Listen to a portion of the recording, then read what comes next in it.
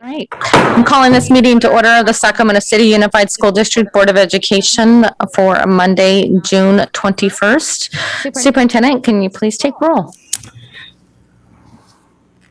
Member Pritchett? Here. Member Morowski? Here. Member Garcia? Here. Member Villa? Here. Member Rhodes? Present. Member Phillips? Here. Member Wu? Member Wu is on us. Okay, very good. Member Phillips, are you going to stay with us on Zoom or are you coming here?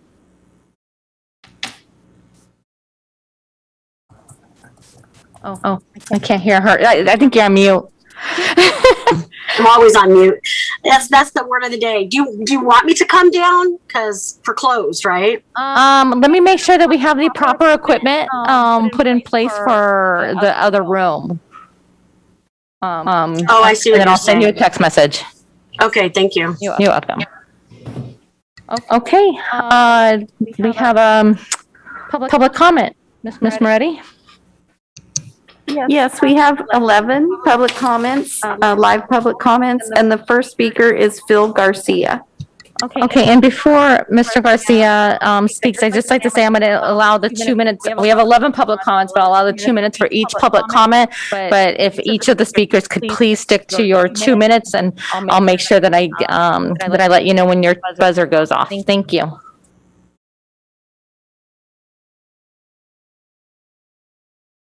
Go ahead, Mr. Garcia. You're on mute.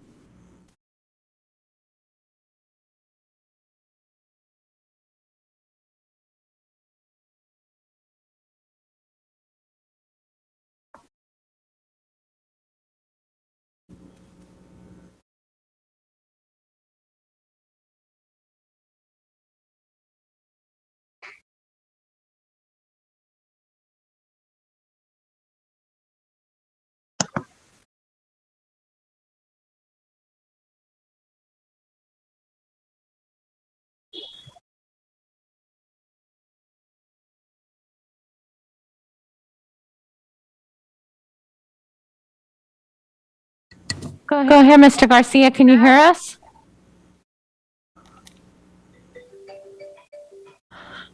All right, Ms. Moretti, can you move on to the next public comment? We'll come back to Mr. Garcia. Yes, our next public speaker is David Fisher. Good evening. Earlier this month, certificated and classified staff both voted overwhelmingly that they have no confidence in the superintendent's leadership. Supporting evidence behind that vote can be found on our website, sacteachers.org. But it can also be found by considering 3 simple facts. Fact number 1, neither SCTA nor SEIU have voted no confidence in a superintendent for decades. In fact, none of us can remember the last time that has happened. Fact number 2, SCTA and SEIU represent 95% of the Sac City employees, and the vote was overwhelming, 96% from certificated and 97.4% from classified, that they do not have confidence in Mr. Aguilar. Fact 3, as hard as some try to dismiss it and rally a small number of the same anti-union forces to proclaim their support for the superintendent, the fact is that an overwhelming majority of district staff simply do not have confidence in his leadership. As difficult as these facts are to face, it seems to us that you have 2 choices. The first is to double down and express your undiminished support for Mr. Aguilar and ignore the clearly expressed view of an overwhelming majority of district staff. The second is to recognize that the vote reflects the reality that something is very wrong here in Sac City and something needs to change. We hope you choose the second path. With the increased ongoing revenue that will be signed into law any day by the governor, together with $313 million Sac City has already received in federal and state COVID, there's a once-in-a-lifetime opportunity to make significant improvement for our students and our district. The district's motto is put students first. It's a motto we should all live by. Thank you. Next comment, Ms. Moretti? Yes, I think we have Phil Garcia back via telephone. Mr. Garcia? I believe you're still on mute.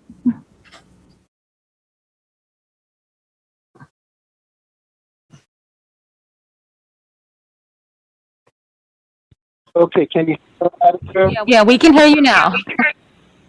Okay, thank you very much. I really appreciate the opportunity to comment on the superintendent's performance here as a leader of a district that is so critical to the future of Sacramento and our economy.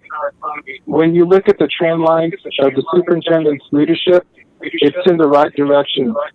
Increased graduation rates, increased A through G completion rates, an incredible increase in FAFSA completion rates, and more students who are taking SAT tests. This agenda is about student success, and that's exactly what our focus needs to be. And I will also just add that for background, and I'm sure you all recall, the state auditor's report back in 2019 talked about the need for continuity in leadership and how critical that was to the district being able to address its ongoing financial challenges.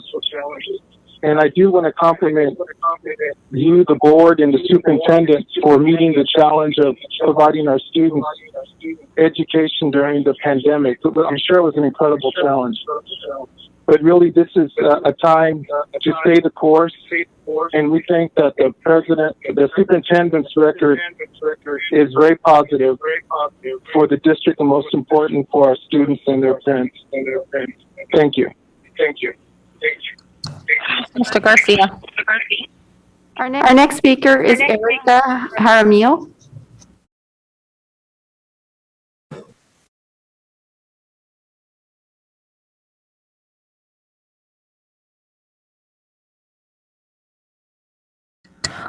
Ms. Harriman, you are on, oh, there you go. You're off mute now. Thank you. I just want to address Mr. Aguilar's performance. So in 9 out of the 10 last years, the district has projected deficits and actually run surpluses. School staff have already announced that they had taken an overwhelming vote of no confidence in Superintendent Jorge Aguilar for lack of leadership. And the teachers have expressed anger and sadness at the lack of appropriate district Wi-Fi and technology, financial mismanagement, and lack of leadership as well. From my perspective, what I have been witnessing is that Mr. Aguilar is a secretary, but also not a vote on the board, which is very conflicting. So either he is your superintendent or he is a board member. But oftentimes what I am also witnessing is that he is the one in control of the board. And when I see some of the board members off and doing pictures and attending the schools, it seems very coordinated that he is always with the school board members. So it would be nice to see school board members be able to do things and be autonomous and being able to direct and oversee their own areas. The other issue I have a concern with is that it doesn't seem like anyone on the board, especially Mr. Aguilar, is receptive to Ms. Phillips and seems to be controlling what Ms. Phillips says and what she can or cannot say on the board. And the last thing that I want to address is I see Mr. Wu sleeping a lot, and I don't see anyone making any statements or making sure that there's accountability for it. Next comment, Ms. Moretti. Yes, our next speaker is John Myers. Yeah, good evening, board members. I'm disappointed and embarrassed for the students and families of Sac City Unified School District that we're here again tonight on such a trivial topic, really. Let's talk about the facts that David Fisher and John Borsos just provided. In reality, a little over half of the teachers have voted no confidence. I mean, not an overwhelming majority, as David Fisher just stated. Many of these are based on the lies that they've been told by the SCTA. Really, right now is not the time to be changing superintendents as we come out of a pandemic and our district is in such critical shape. We really hope to see the support of this board for the superintendent tonight. Thank you. Thank you, Mr. Myers. Next comment? Yes, our next speaker is Rich Vasquez. Good evening, Mr. Vasquez.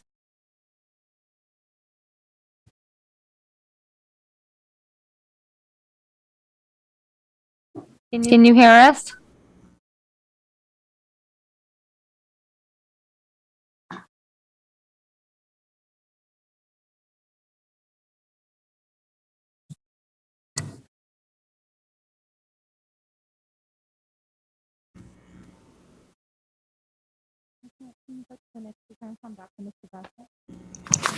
Yes, our next speaker is Terence Gladney.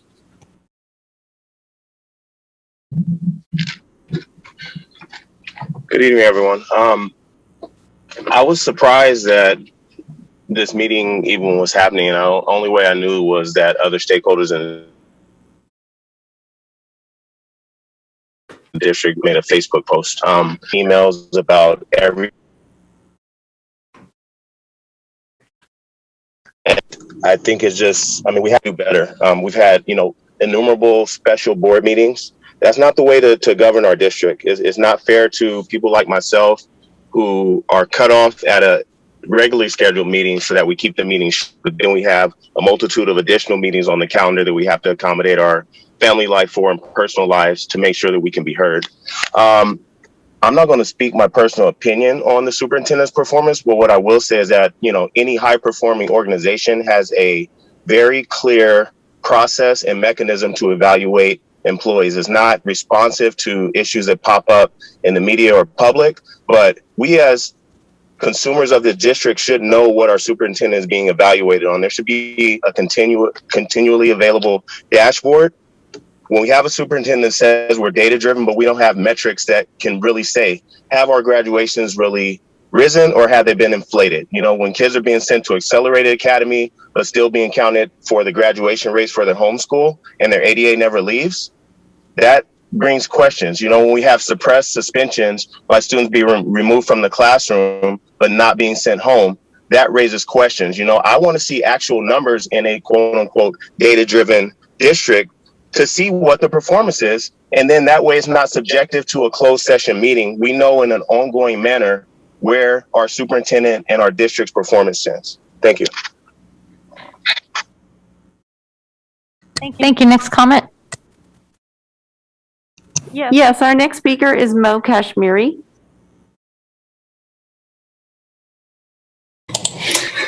Hi, Board. Mokashmiri here. I just wanted to say, we know that the district has had years and decades of fighting with the union that has gotten in the way of us becoming a school system of choice. Mr. Aguilar has done some good things. However, he hasn't shown the leadership that we need to move beyond the same old crisis we keep on having. This is a moment that we need somebody that can come in with leadership and work collaboratively to decrease the number of flames and help move us forward in a culture where people feel respected and feel like they can give input and make change in their district. Unfortunately, Mr. Aguilar has not chosen that. From what I can see, he's chosen mostly a top-down system of control that leaves most of the staff alienated. And in a year where we needed leadership more than ever, Mr. Aguilar was not there. He was waiting in the back, waiting to see what other districts were going to do and moving behind, instead of really thinking and working together to get the collaboration we need. We need a culture that has a better leadership that gets everyone to work together. I have not seen Mr. Aguilar do that. I also hear people coming to this board often talking about evidence-based. I'd love to know what evidence anyone has that a superintendent's performance actually makes that big difference on on any student's level of performance. The reality is, the one study I know of that looked at it showed that there was no real correlation between the superintendent and the kids' scores. The reality is, the students don't know the superintendent's names. The parents don't know the superintendent's names. They know the names of the teachers and the staff at the site that are doing the work. And if those folks have no confidence in Superintendent Aguilar's leadership, I don't see how we continue to move forward with it. We need a leader that will help bridge divisions rather than inflame them, which is what we've seen. It's laughable to me that anyone would say, Thank you, Mr. Kashmiri. Say if anyone how's SUSD doing, people are not going to say it's doing great. That itself is a sign of lack of leadership. Thank you, Mr. Kashmiri. Yes, our next speaker, we can, Rich Vasquez, if you can see if you can get through now.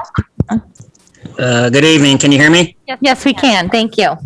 Again, good evening, Board President Pritchett, Superintendent, members of the board. I appreciate the opportunity I'll say like previous comments again, these things keep popping up. So it is kind of hard to, make sure we're out here to be speaker voice. But I will say when Superintendent Aguilar first got hired, I was in the middle of the parent leadership pathway. So I was learning a lot about his stuff about the district, about what's going on, learning about trustees, board members. I'll let you guys know. You think you poor families know what trustees are? Do you think they know who you guys are? So you need to do better effort at that, because I only knew because I was in the leadership pathway and they're discussing that. So we need to do better to, make sure the district knows who you guys are. Again, I'm looking at the past and present. One thing you need is consistency, right? So I'm looking at the past and present superintendents. Banda was 2 to 3 years. Noguchi, interim. Raymond, 4 years. Miller, interim. Mejia, 4 years. McCullough, interim, and all the way back to Sweeney for 4 years, and I know he did a little bit more. So again, you have no consistency, so no one's gonna, it's keep rotating, and there's no how are you gonna hold someone accountable? It takes 4 or 5, it takes years to learn what the process is, what's going on in the district. So we want to just toss another person out with, start that over. We've been doing that for the last 10, 20 years. There's been many great new hires since he's been. I'm just some low parent that was at the bottom of at the school site. So again, I don't know what other people know, but I know that when he came, he's talking about meeting out to the public, talking to his family. So I felt empowered when he got here. I'm just telling my truth. I mean, I might rub people the wrong way, but that's what I feel. Again, I've talked to Superintendent Aguilar many times at just different things, way more than a lot of the teachers in the district. And I'm always on site. I'm always at everything. So we think there's a lot of improvement there. So I know when I see him, I have the confidence and to just talk to him, and he takes the time to talk to me. So again, we need to keep, everything hasn't been great, but we need consistency. So again, thank you. Thank you, Mr. Vasquez. Is that the last comment? Yes, that is the last person online that requested to speak. Okay, we will move into closed session. Calling this meeting back to order, and there are no announcements out of closed session. I will take a motion to adjourn. There's no student preferential. Poor Isa, we miss you. All in favor, say aye. All right, good night.